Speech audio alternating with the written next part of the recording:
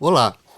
O século XVIII se notabilizou como um período de intensa agitação intelectual e social, fruto da confiança ilimitada no poder da razão humana, celebrada pelo chamado Iluminismo.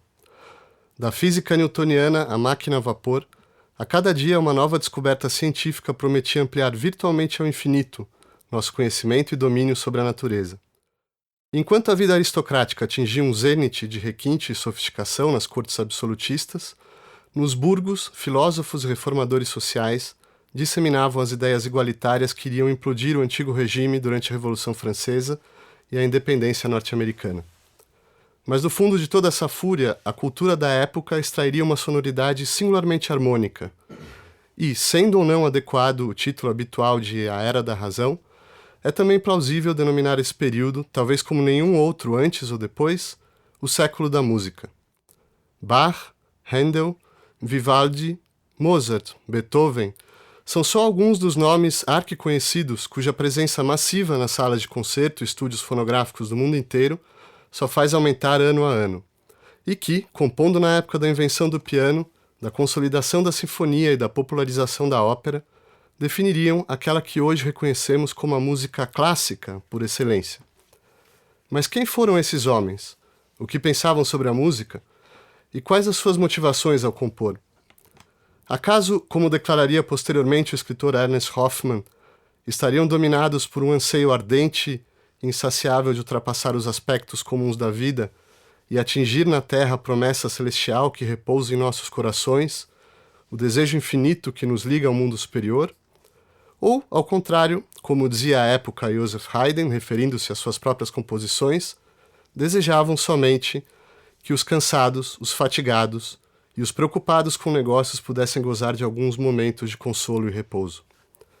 Para responder essas questões e discutir sobre a música no século das luzes, convidamos Mário Videira, coordenador do curso de pós-graduação em música da Escola de Comunicações e Artes da Universidade de São Paulo e autor de O Romantismo e o Belo Musical, Leandro Oliveira, mestre em musicologia pela Universidade Federal do Rio de Janeiro e idealizador e professor do projeto Falando de Música da Orquestra Sinfônica do Estado de São Paulo, e Mônica Lucas, chefe do Departamento de Música da Escola de Comunicação e Artes da Universidade de São Paulo, musicista e professora de História da Música. Leandro Oliveira, a gente pode começar apresentando para os nossos ouvintes algumas das características que geralmente são atribuídas à música barroca do início do século XVIII? Claro, embora seja bastante complicado falar do barroco em termos qualitativos, porque de fato, quando a gente se refere estilisticamente ao barroco, a gente está pegando um período enorme no tempo, né? Que vai numa tese mais conservadora, iria do final do século XVI até o início do século XVIII. E o que a gente vê em todo esse período é, claro, uma série de manifestações que são relativamente diferentes entre si. Estabelecer uma espécie de ponto em comum entre elas é um desafio, eu acho, um pouco... É o desafio de boa parte da musicologia atual, e, de algum modo, dizer em termos objetivos o que seria o barroco, em poucas palavras, talvez seja uma tarefa pouco gloriosa, uma tarefa inglória. De qualquer modo, a gente pode dizer, sem sombra de dúvidas, ou discutindo em termos um pouco mais precisos, que o barroco ele surge no ambiente da música europeia como uma espécie de reação a uma mentalidade que vinha certamente sendo preservada desde o início da nossa era e que de algum modo foi intelectualmente organizada por um sujeito chamado Marcianus Boécius, que instaura a tese, ou pelo menos desdobra a tese em termos mais ou menos objetivos, da música como uma das artes do quadrivium. Isso faz com que a música estivesse naquela concepção organizada dentro do ambiente das relações numéricas. E nesses termos, o barroco ele vai fazer o que eu considero quase uma pequena revolução, talvez a primeira grande revolução da música ocidental, quando ele tira a música do ambiente do número e coloca no ambiente da linguagem, quando, de algum modo, ela passa a ser uma subsidiária do trivium, sobretudo no trivium do que a gente chama de retórica. Essa é uma mudança muito radical mesmo, assim, se a gente coloca a geração que vive a transição entre o século XVI e o século XVII e a produção que eles fazem, certamente tem um ponto alto ali na obra do Cláudio Monteverdi, e assumindo esses como figuras do barroco, a gente realmente vai perceber que eles partem de uma premissa artística muito peculiar. E talvez, se a gente tivesse que estabelecer um ponto em comum entre todas essas manifestações do barroco, esse seja o ponto mais reivindicado, a ideia de uma sustentação do elemento, ou a música que passa como sustentação do elemento retórico, ou de algum modo uma arte que corre como irmã da retórica, ou talvez como suporte, dependendo ali do jogo de forças que ela consegue estabelecer com a linguagem, e com a linguagem entendida nos termos da arte retórica. E isso talvez seja o que nos permitiria entender ela até a geração do Bach, do primeiro Bach, do Johann Sebastian Bach. Agora, como eu disse, isso é muito complicado, porque são muitas manifestações distintas no meio desse caminho, e provavelmente certamente os compositores que faziam essas coisas extraordinárias ao longo de todo o século XVII, eles não se reconheciam como barrocos, né? Então, evidentemente, isso deve ser bem pensado e não deixa de ser um problema bastante atual para quem imagina. Ótimo. Mário Videira, quando nós leigos, né, eu leigo, quando nós estudamos sobre o barroco, vem à tona algumas características de estilo, né?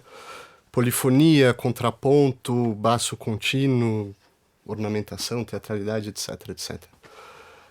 Como o Leandro dizia, o barroco a gente sabe que é uma denominação anacrônica que, na verdade, só se consolida ao longo do século XIX. Quer dizer, eles não se diziam barrocos, né? Até que ponto essa categoria historiográfica barroco ela é válida?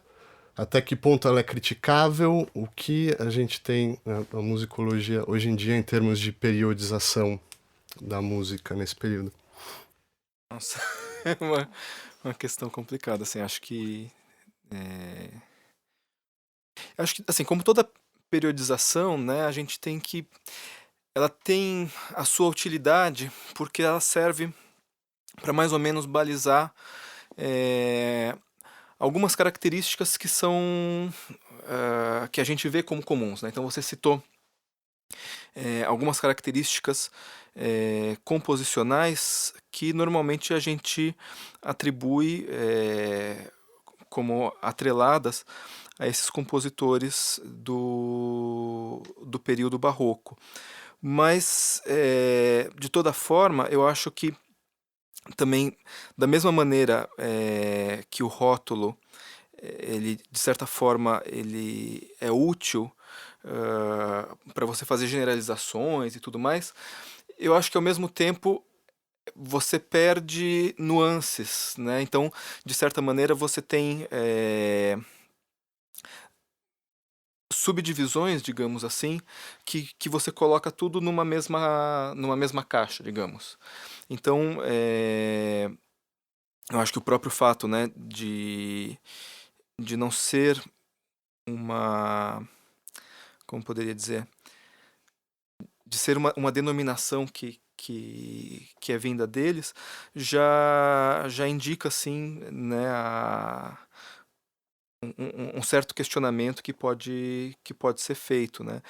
E eu acho que, assim, o próprio termo, né, barroco, que é aquela coisa como algo, enfim, imperfeito, né, ou assim, daquelas pérolas, né, que tem uma certa rugosidade e tal, já indica também um certo tipo de leitura que foi feito, assim, sobre, né, enfim, sobre o termo, né. Ora, Mônica Lucas, eu gostaria de propor aqui a gente tomar como um emblema de uma certa transição que está acontecendo na música dessa primeira metade do século XVIII, a família Bach, que me parece uma família de músicos de grande tradição. E Johann Sebastian Bach teve 3 filhos, né, que compuseram na época, logo depois dele. Como que eles representam essa transição, né? E a gente já vai entrar nas mudanças de estilo, mas como que de uma geração para outra dessa família Bach, quais são as mudanças que a gente nota? Bom, outra questão muito abrangente, né? Mas eu só queria pegar o gancho, né, do Mário e do Leandro, porque eu acho que a gente tem que pensar num conceito assim, que é fundamental para o século XIX, mas que ainda não existe no século XVIII, o conceito de originalidade. Né? Então a gente pensa em originalidade, o sujeito, o gênio, né? Esses são todos termos que pertencem ao século XIX e que eles são termos muito ruins para avaliar essa produção do século XVIII, né? No sentido em que né, o Bach ele se enxerga como um compositor engenhoso, né? Eu acho que engenho é um termo que substitui muito bem essa ideia do gênio, né? Então, você não tem essa necessidade do sujeito se colocar, né? E, de preferência, ele tem que se afastar do público, né? Por ser um gênio, né? Então, ele está numa outra chave, essa chave, assim, neoplatônica, né? Esses compositores do século XVIII, eles se pensam de uma maneira muito mais aristotélica. Então, eles usam categorias, né? Para relacionar assuntos que são distintos ou aparentemente incompatíveis e juntá-los num único conceito engenhoso. Isso acho que representa muito bem o Bach, né? E eu acho que aquelas brincadeiras que são conhecidas, né, dos encontros da família Bach, né, do quais a gente tem alguns poucos exemplos, né? Por exemplo, o final lá das variações Goldberg, né? Tem um Quod Libet. Então você, né, a brincadeira juntar canções muito diversas e colocá-las, né, andando simultaneamente num tipo de textura que a gente chama contraponto, né, de vozes horizontais.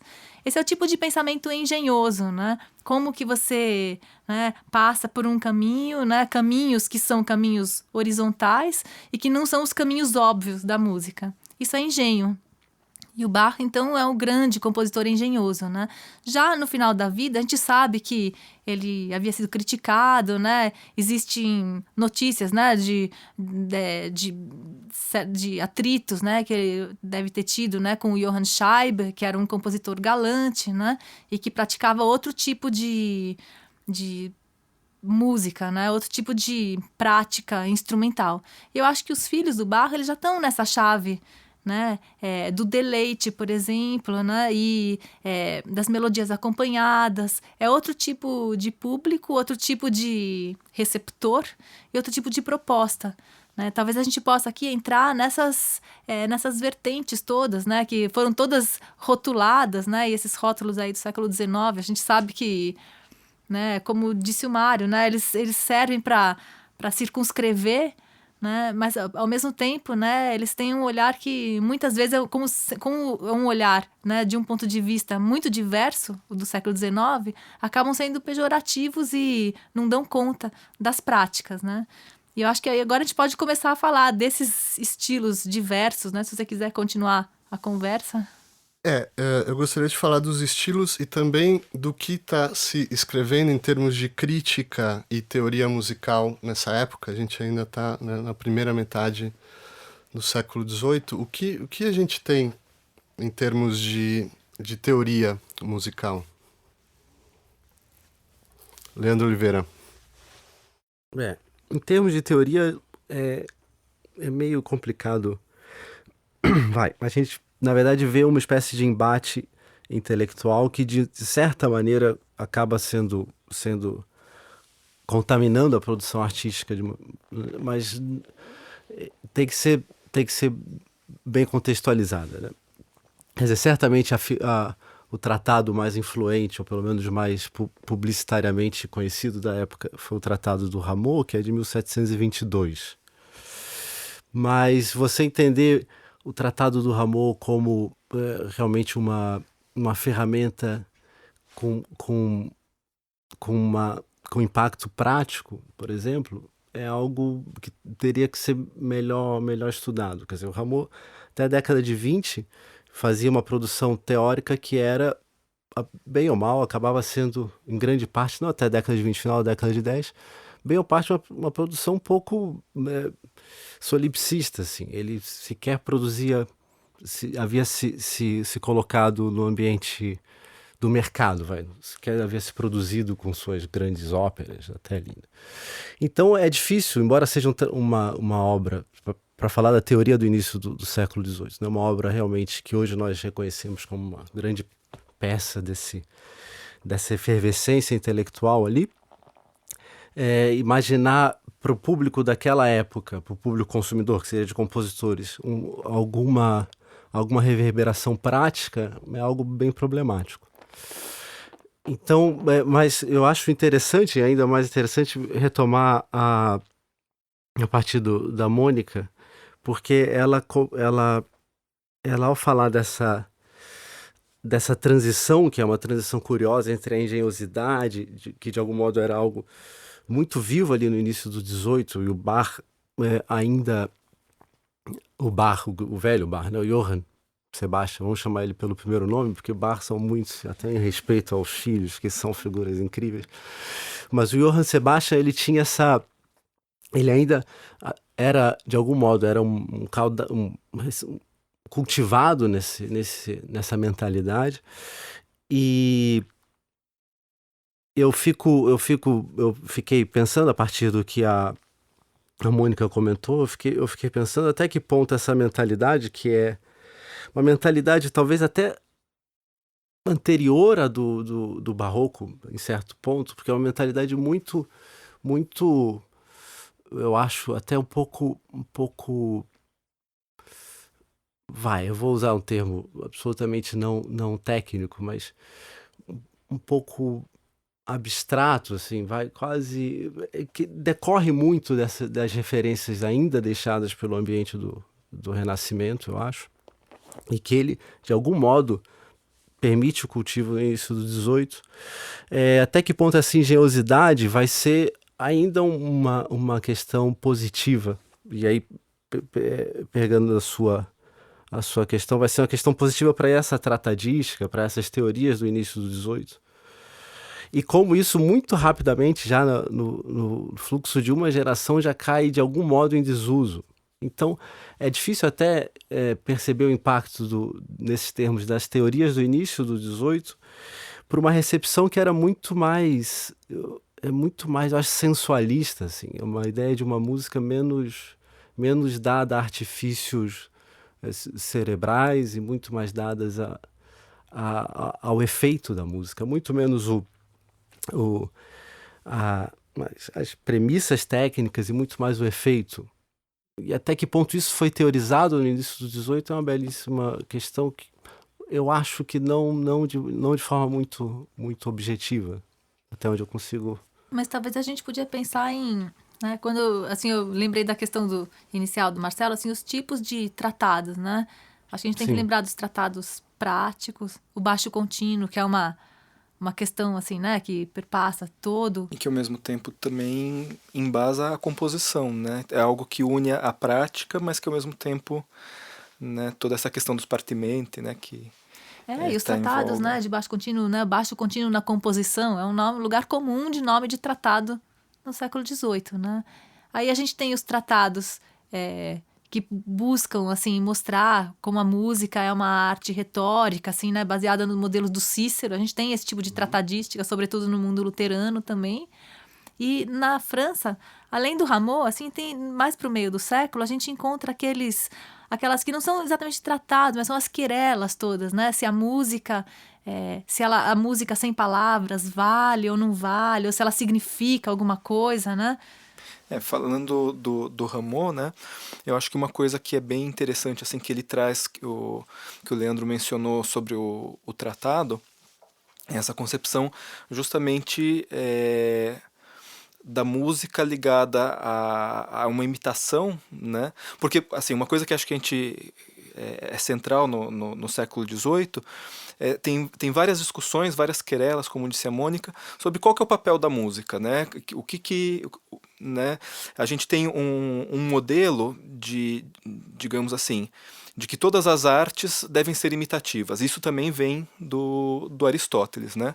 Então, se a gente pega qualquer das outras artes, é muito tranquilo saber o que ela deve imitar, né? Então a poesia vai imitar as ações, os feitos heróicos, a pintura vai ser figurativa, a escultura também.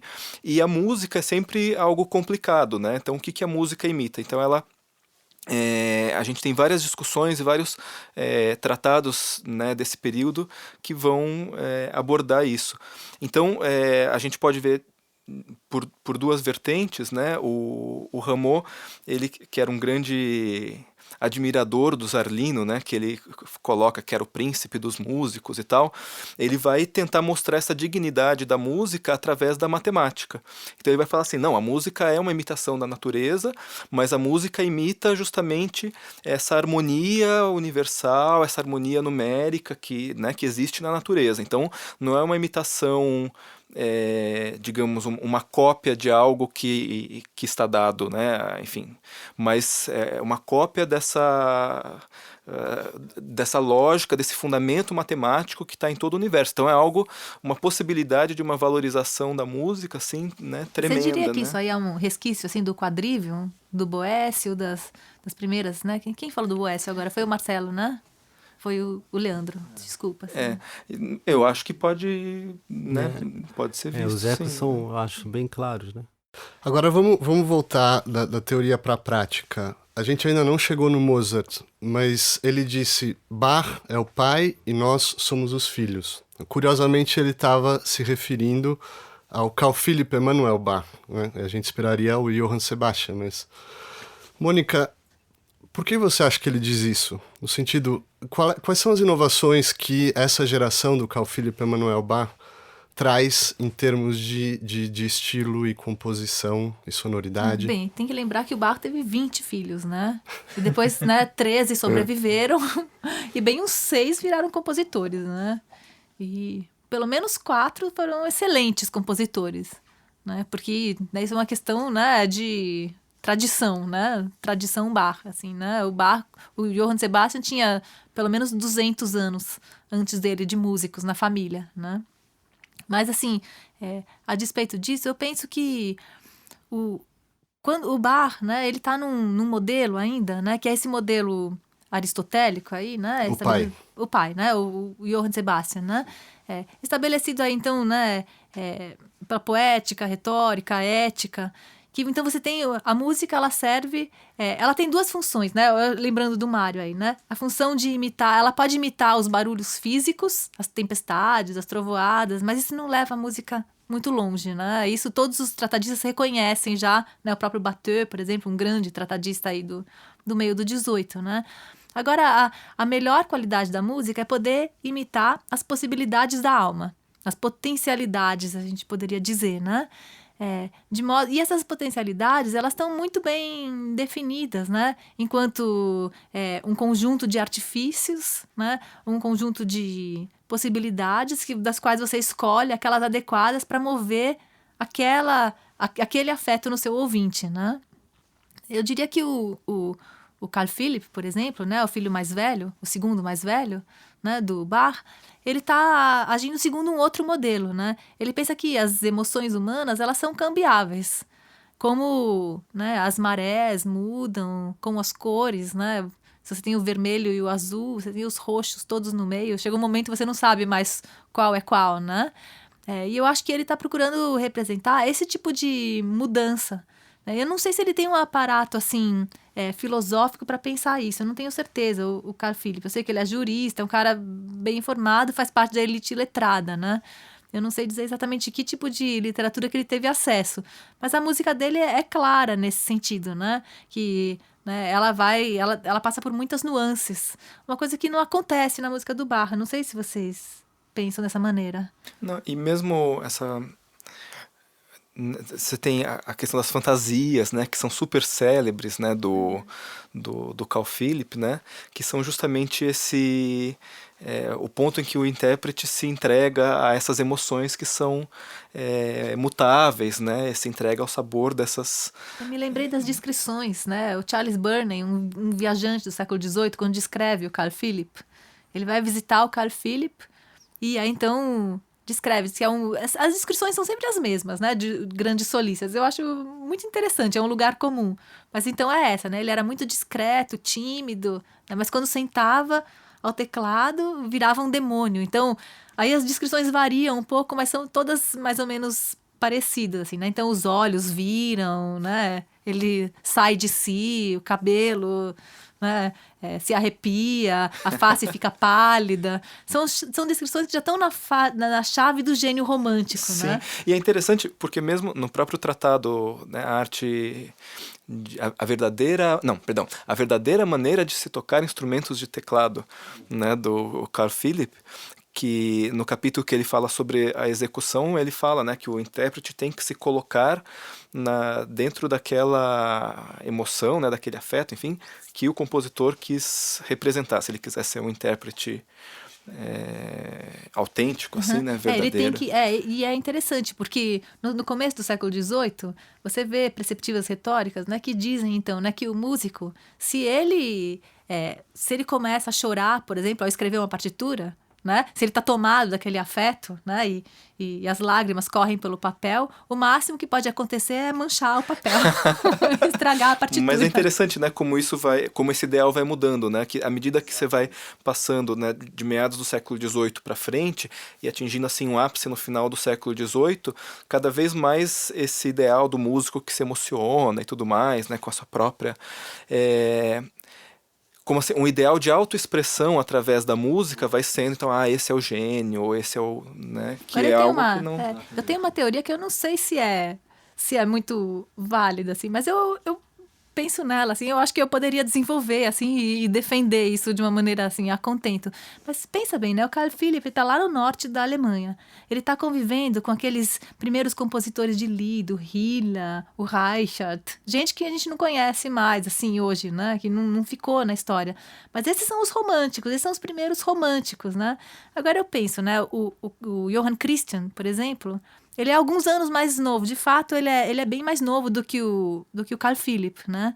Mas eu acho que não é essa a grande diferença. Eu acho que ele vai para a Inglaterra, ele está exposto a um público totalmente diverso e ele vai fundar as bases daquilo que a gente chama de classicismo hoje, né?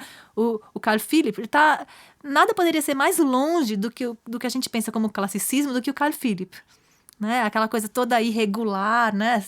Estranha, né? Torturada, né? O Johann Christian, não, ele é o clássico por excelência, né? Então a historiografia o que faz? Ela coloca o Carl Philipp como o excêntrico, o gênio excêntrico, né? Mas a história caminha por outro lado, assim, né? Que é o caminho do Johann Christian. É verdade. E fazendo uma espécie não de tábula rasa, mas de rolo compressor nessa... Quer dizer, a gente fala de duas gerações, Johann Sebastian e os 3 filhos, resumindo os 20 a 3, mas de qualquer modo é isso. Mesmo esses 3 célebres têm cada um entre si, os 4 célebres têm cada um entre si, eles desenvolvem caminhos muito distintos, né? Isso é extraordinário. Então, seria até enfim... Não, eles criaram uma categoria estilística, né? Você estava falando de estilos aí há pouco, né? Antes de começar o programa a gente mencionava o assunto, mas eles criaram essa categoria, então, do estilo sensível e da tempestade e ímpeto, Sturm und Drang, né? Que virou uma categoria estilística, né? Agora é curioso, né? Há pouco tempo eu tive a curiosidade de procurar isso no dicionário, e os grandes dicionários de música, eles não têm essa entrada, né? Tempestade e ímpeto não é uma entrada, né? Não sei se você... Pois é, e assim, retomando, acho que foi a segunda pergunta que até o Marcelo comentou sobre estilo, né? Talvez essa grande... São sempre, provavelmente, também lidando com essas... Quer dizer, com a complexidade que é esse miolo do século XVIII, também tem que ser uma leitura externa provavelmente eles não se reconheciam fazendo a mesma música. Leitura externa que os coloca mesmo num grande saco comum. E daí que é o perigo, né, de se rotular, né? Desse Porque rótulo, você vê, claro. mesmo entre os filhos, assim, né, do mesmo Johann Sebastian, né, como cada um desenvolve uma... Eu penso assim, o Johann Christian, ele é um compositor italiano, sobretudo um compositor italiano. Exatamente. Ele leva assim, a questão do baixo contínuo, da melodiosidade, né? Pois é. Isso acho que né? E eu acho que, assim, quando né, você está querendo chegar, se a gente quer chegar no Mozart e no Haydn, né? O Mozart, ele é claramente moldado nesse ideal italiano. Né? Tanto que é um compositor muito bem sucedido por causa disso. Acho que ele tem essa formação do contraponto, assim, né? A formação mais germânica.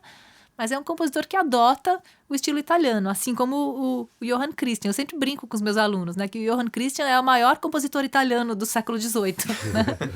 Aliás, o Handel também, né? Então vamos chegar ao Mozart e ao Haydn, né? Que são grandes, acabam passando para a historiografia como grandes ícones. Leandro, quem é Franz Joseph Haydn e por que ele é tão importante? Bom, Franz Joseph Haydn... mas só... Na historiografia, ele é o professor do Beethoven, só serve para isso. Pois né? boa parte dela. Mas, assim, realmente, a gente poderia fazer como se chama o programa? Poderia ser uma música de Joseph Haydn, de tão extraordinário que é ele.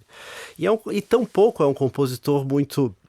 Quer dizer, não conheço a literatura que o divide em fases, mas seria relativamente fácil, até olhando a produção dele, compreender que ele mesmo é um compositor cheio de momentos bastante distintos. Né? Ele flerta claramente com essa produção um pouco... tempestades e... Como você Tempestade traduziu? de ímpeto. Tempestade e ímpeto. Ele vai para Inglaterra. Ele vai para a Inglaterra, faz ali claramente uma produção mais visivelmente apelativa ao que o público, e ele sabia disso, que o público deveria gostar. E caminha a produção dele, quando chega nos oratórios do século XIX, já ele morre em 1809, ele nasce em 1732 e morre em 1809, mas tem uma vida, realmente, ele convive com Mozart, praticamente toda a fase madura do Mozart, a partir de Viena, a partir dos 25 anos do Mozart até a morte do Mozart. Ele é uma convivência aparentemente íntima do Mozart. E era assumido pelo Mozart como papá. Ou seja, como aquela... Provavelmente mais do que não é o papá de fato. O Mozart tinha o Leopold em alta monta, mas como o grande padrinho dele.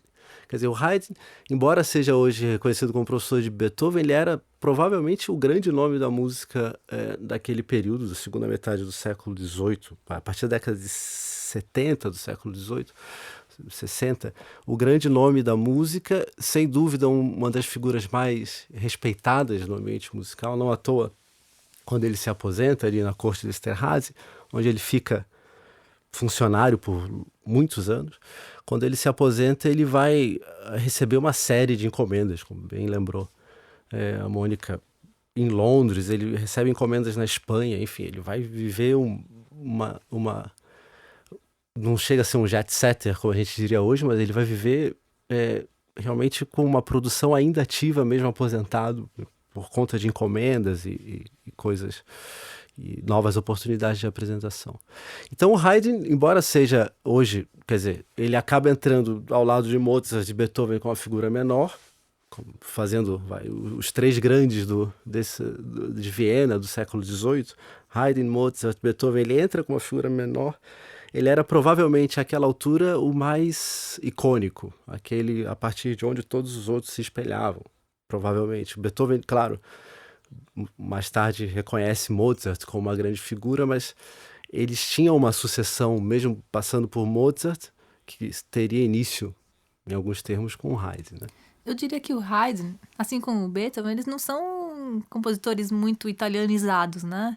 Eu vejo uma diferença muito grande assim, entre o Beethoven e o Mozart, e ele está mais próximo do Haydn, né? Ele desenvolve elementos que foi o Haydn que colocou na mesa, né? Sem dúvida. Inclusive a música instrumental. Né? O que teria sido a música instrumental se não fosse o Haydn? O Mozart é um grande compositor instrumental, mas ele é ainda maior compositor vocal.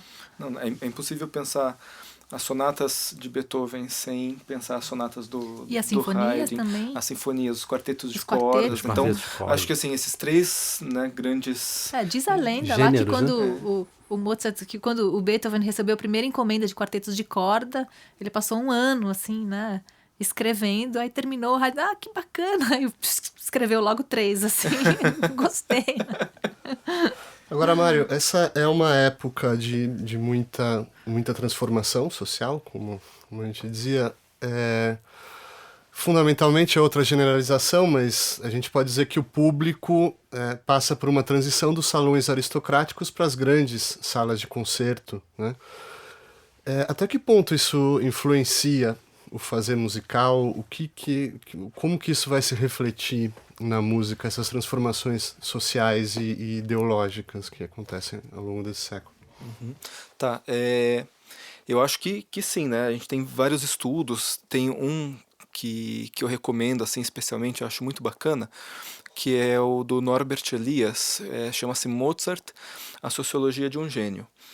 E ele justamente explora um pouco essa conexão, essa mudança que ocorre nessa época com o surgimento e a consolidação da burguesia e quais são as demandas que ocorrem, né? Então você tem nesse período os concertos públicos que começam então a se consolidar. Então você se antes você tinha concertos para um pequeno número que era do príncipe que encomendava uma obra e aquela obra tinha que ser composta de acordo com o gosto daquele príncipe, geralmente era um príncipe que era um conhecedor do assunto, que podia discutir, né, em pé de igualdade com o compositor. É só pensar no próprio caso do Carl Philipp, né, que o Frederico o Grande era um flautista, né, né, ele que dá o tema para o Bach escrever a oferenda musical. Então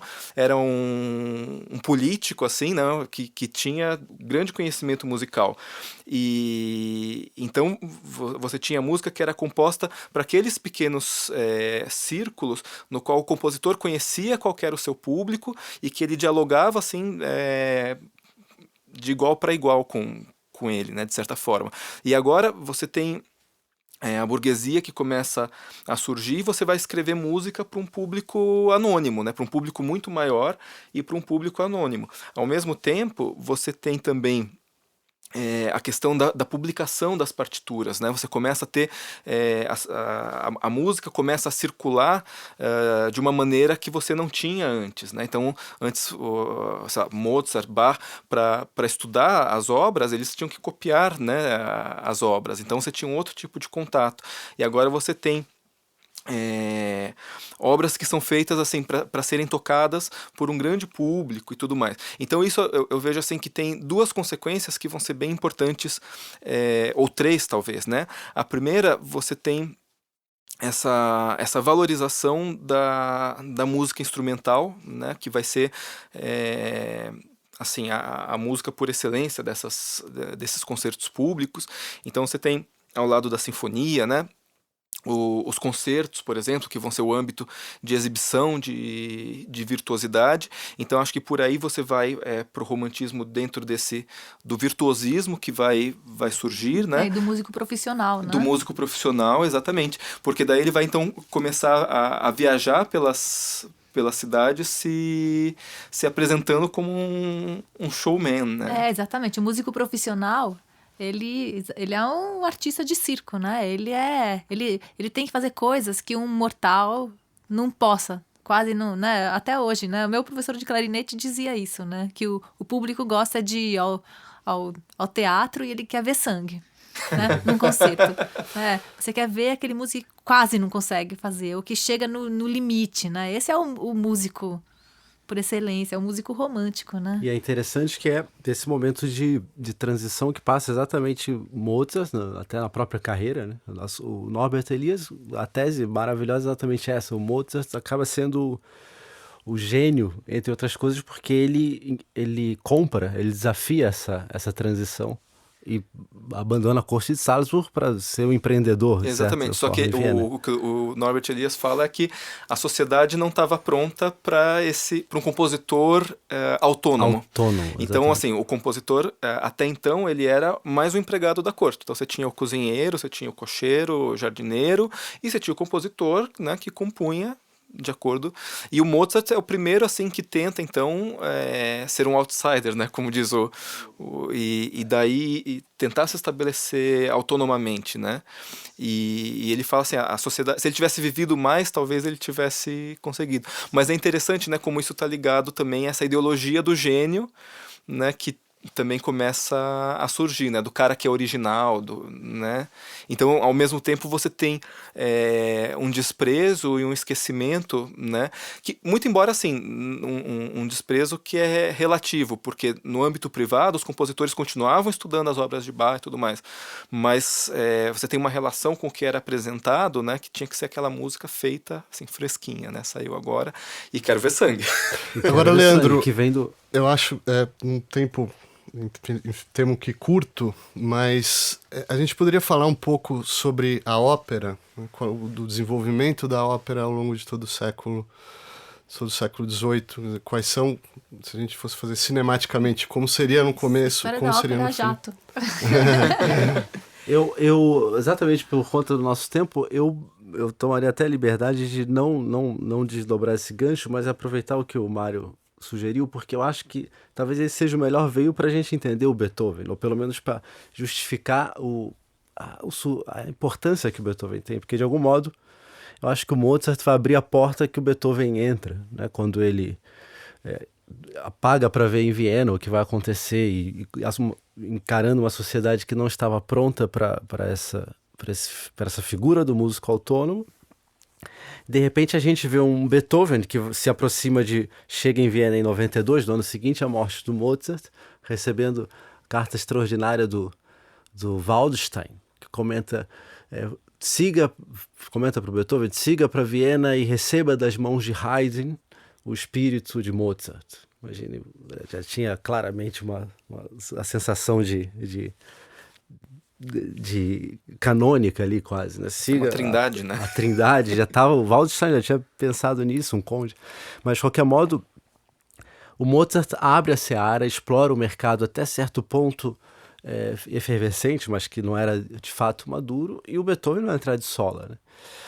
E é interessante porque a gente vê, no caso do Haydn, só para retomar, seria bom a gente fazer um programa do Haydn, eu adoraria falar do Haydn, mas o Haydn ele vai conviver com isso, porque Beethoven chega em 92, estreia o primeiro concerto dele com Haydn regendo, em 94, Salieri rege o segundo concerto em 95, ou vice-versa, primeiro o Salieri, depois o Haydn.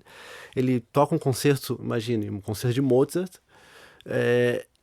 e começa uma carreira que culmina já em 1801 com ele, Beethoven, dizendo: estou muito bem sucedido já consigo, tenho encomendas, publico onde quero, por quanto quero, e não sou funcionário, uma coisa impressionante, assim. 10 anos depois da morte do Mozart. 10 anos depois da morte do Mozart.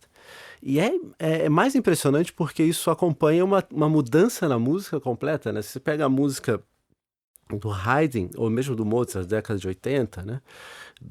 Toda essa produção da década de 90, e de repente com essa independência, o que o Beethoven faz já na Heroica, ali em 1802, 1803, sei lá, por ali, você vê que essa liberdade galvaniza um tipo novo de músico, né? Então eu acho que o que o Mário comentou é realmente muito, muito especial, porque do Haydn, a passagem a Beethoven através do Mozart é uma passagem que convive com mais do que uma questão geracional, é também um contexto comercial, vamos chamar assim. Agora, muito rapidamente, uma pergunta para os três, né? Qual é, afinal de contas, o legado desse período do século XVIII? Quais são os pontos, né, principais que chegam até nós e que influenciam de maneira muito viva hoje ainda a música?